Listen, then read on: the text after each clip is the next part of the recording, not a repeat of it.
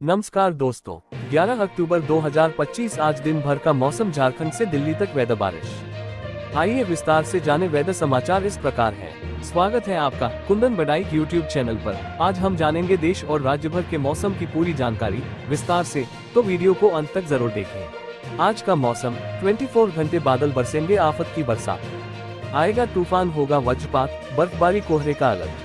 आज का मौसम कैसा रहेगा? द 12th of October 2025 आज का मौसम कैसे रहेगा? देश भर में मौसम परिवर्तन की दिशा में बढ़ रहा है। IMD का पूर्वानुमान है कि रविवार को उत्तर भारत में न्यूनतम तापमान 20 डिग्री सेल्सियस तक गिरने से गुलाबी सर्दी का एहसास होगा। यूपी में छिटपुट बूंदाबांदी हो सकती है। IMD ने पहाड़ी राज्यों जम्मू कश्मीर, हिमाचल प्रदेश और उत्तराखंड में बर्फबारी के कारण सिहरन बढ़ने का अलर्ट जारी किया है। दक्षिण भारत और पूर्वोत्तर के राज्यों में तूफानी हवाओं के साथ भारी बारिश की संभावना है। आज मौसम रविवार का कैसा रहेगा? मौसम विभाग के पूर्वानुमान के मुताबिक उत्तर भारत में मानसून की विदाई और पहाड़ों पर बर्फबारी के असर से उत्तर भारत में सर्दी की एंट्री हो गई है। मौसम विभाग के मुताबिक रविवार को उत्तर प्रदेश, बिहार, हरियाणा, पंजाब, दिल्ली और राजस्थान में हल्की बदली के साथ अधिकांश भागों में मौसम साफ रहेगा, लेकिन रविवार को यूपी के कुछ हिस्सों में बादलों की आवाजाही के साथ हल्की बूंदाबांदी तापमान पर असर डाल सकती है। IMD के मुताबिक सोमवार से खासी ठंडक होने का अनुमान है। IMD ने अब उत्तराखंड, हिमाचल प्रदेश और जम्मू कश्मीर में बदली छाए रहने के साथ बर्फबारी होने का अलर्ट जारी किया है, जिससे ठंडी बढ़ेगी। दक्षिण पूर्वोत्तर में कैसा रहेगा मौसम? उधर महाराष्ट्र, गुजरात और गोवा में 15 अक्टूबर तक मौसमी गतिविधियां जारी रहने की संभावना है। आज शाम तक पूर्वोत्तर के मणिपुर, मिजोरम, त्रिपुरा, ओडिशा, असम, मेघालय, नागालैंड, छत्तीसगढ़ और पश्चिम बंगाल में चक्रवाती हवाओं के साथ मूसलाधार बारिश और वज्रपात होने की चेतावनी है। वहीं अंडमान निकोबार द्वीप समूह, आंध्र प्रदेश, केरल, तमिलनाडु और कर्नाटक में कहीं मध्यम तो कहीं बारिश होने का अनुमान है। Photo stock. उत्तर प्रदेश में मानसून की विदाई से अब सर्दियों का दौर शुरू हो जाएगा। अब अधिकांश जिलों में मौसम सामान्य रहेगा, लेकिन कुछ हिस्सों में बादलों की आवाजाही रहेगी, लेकिन तेज बारिश का अलर्ट नहीं है।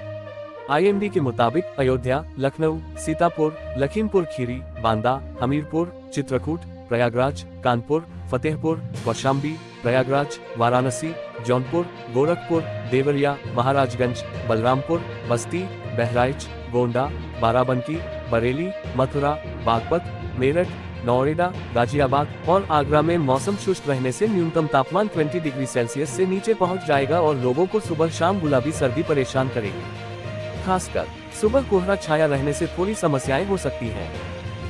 झारखंड से मानसून की विदाई अब लगभग तय मानी जा रही है। मौसम विभाग के मुताबिक झारखंड, छत्तीसगढ़, पश्चिम बंगाल, सिक्किम, ओडिशा और तेलंगाना से मानसून की वापसी के हालात बन गए हैं। विभाग ने संकेत दिया है कि राज्य से 13 से 14 अक्टूबर के बीच मानसून की औपचारिक वापसी हो सकती है। मौसम विभाग के मुताबिक अगले 24 घंटे से 48 घंटे में राज्य में मानसून की पूरी तरह विदाई हो जाएगी। बंगाल की खाड़ी में हल्की हलचल बनी हुई है, जिससे कई जगह पर हल्की बूंदाबांदी और बादल छाने की संभावना है। फिलहाल झारखंड में मानसून अपने आखिरी पड़ाव पर है। अगले 3 दिनों तक मौसम में किसी बड़े बदलाव की उम्मीद नहीं है। सुबह और शाम की ठंडी हवाएं गुलाबी ठंड का एहसास कराने लगे हैं। विभाग ने यह भी कहा है कि इस साल कड़ाके की ठंड पड़ने के आसार है। मौसम विज्ञान केंद्र के अनुसार मानसून रक्सौल, वाराणसी, जबलपुर, अकोला, अहिल्यानगर और अलीबाग मार्ग से लौट रहा है। 1 जून से अब तक झारखंड में औसतन 1266.6 मिलीमीटर बारिश दर्ज की गई है। मेक्सिको में बारिश से त्राहिमाम, बाढ़ से 41 की मौत, तेज बहाव में कई लापता। मेक्सिको में भारी बारिश के कारण आई भीषण बाढ़ ने तबाही मचा दी है, जिससे गलियों में 12 फीट तक पानी भर गया है। इस आपदा में कम से कम 41 लोगों की मौत हो गई है और कई लोग लापता हैं। बाढ़ के तेज बहाव में कई कारें बह गईं और इमारतें ढह गईं। पोर्टो रिको जैसे शहर बुरी तरह प्रभावित हुए हैं, जहां बचाव कार्य जारी है। भारी बारिश के कारण बाढ़, मेक्सिको फ्लड्स का कहर टूट पड़ा है। मेक्सिको की गलियों में 12 फीट तक पानी भर गया है। बाढ़ से कई शहरों में हाहाकार मच गया है। इस आपदा में कम से कम 41 लोगों की मौत हो गई है और कई लोग लापता हैं। मेक्सिको के पोर्टो रिको में कैजोन्स नदी पूरे उफान पर है। नदी का पानी शहरों में घुस गया।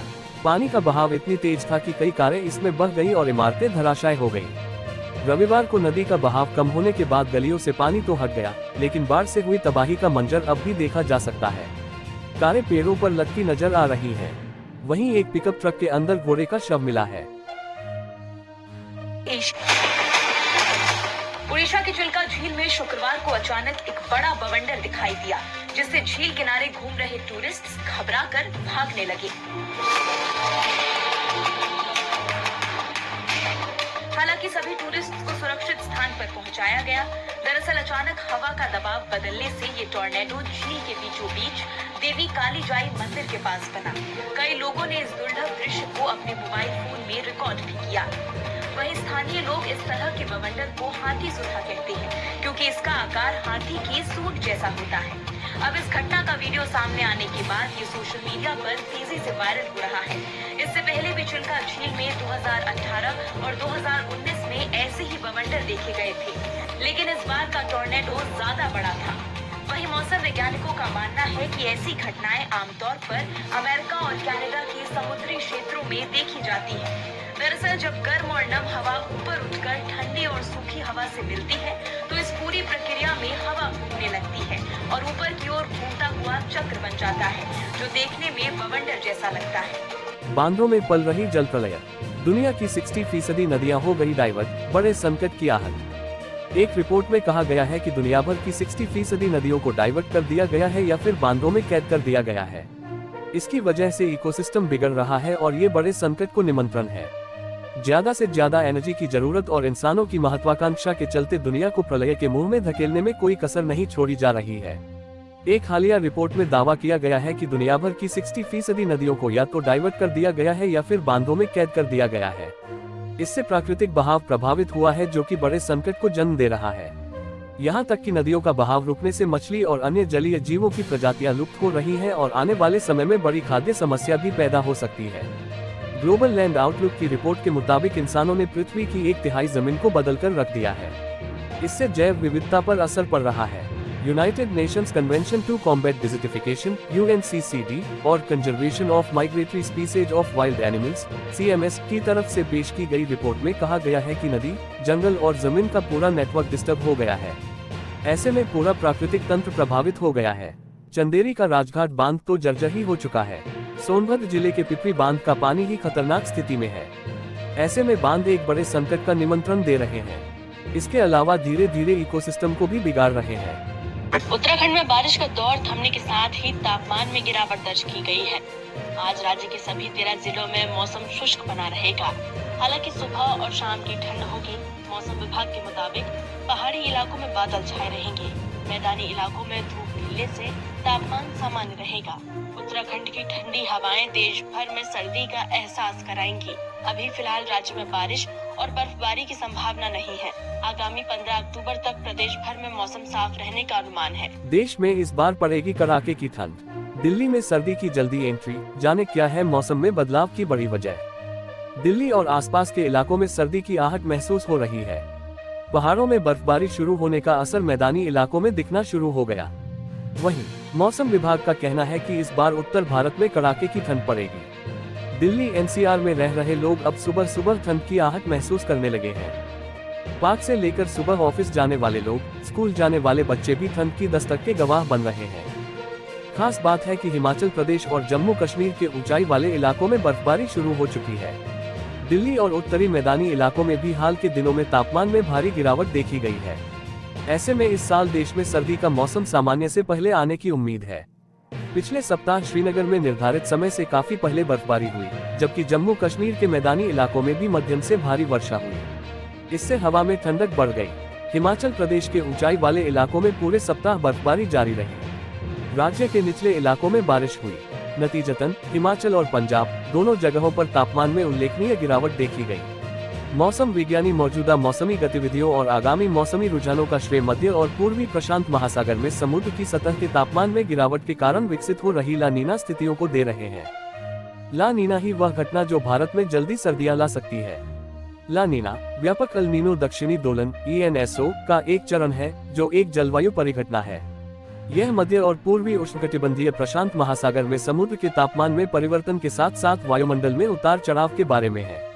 ENSO परिघटना वैश्विक वायुमंडलीय परिसंचरण को भी प्रभावित करती है, जो बदले में दिन या मौसम के मौसम को प्रभावित करती है।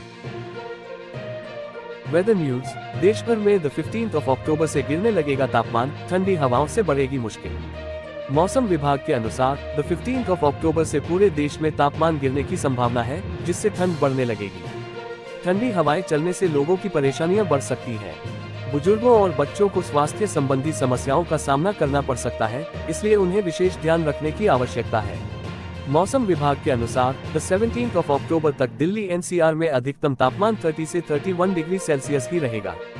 दिल्ली एनसीआर में 12 किलोमीटर प्रति घंटे की रफ्तार से हवाएं चल रही हैं। दिल्ली एनसीआर में गिरने लगे तापमान।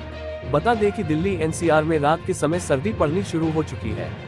रात का तापमान नोएडा, गाजियाबाद, गुड़गांव, फरीदाबाद समेत 18 से 19 सेल्सियस के बीच में पहुंच चुका है। अक्टूबर के महीने में दिल्ली एनसीआर में अधिकतम तापमान 18 डिग्री सेल्सियस तक जा सकता है। मौसम विभाग के अनुसार दिल्ली एनसीआर में दिवाली तक अभी बारिश के कोई असर नजर नहीं आ रहे हैं। फिलहाल द 17 अक्टूबर तक मौसम साफ रहेगा और हवाएं चलती रहेंगे। हल्की धूप के साथ तापमान गिरने का सिलसिला भी जारी रहेगा। दिवाली के बाद सर्दी तेजी से पड़ना शुरू हो जाएगी। दोस्तों, ये रहा आज दिन भर का मौसम का पूरा हाल। अगर आपको ये जानकारी उपयोगी लगी हो तो वीडियो को लाइक और शेयर करें और चैनल को सब्सक्राइब करना न भूलें। कल फिर मिलेंगे मौसम की नई जानकारी के साथ। धन्यवाद।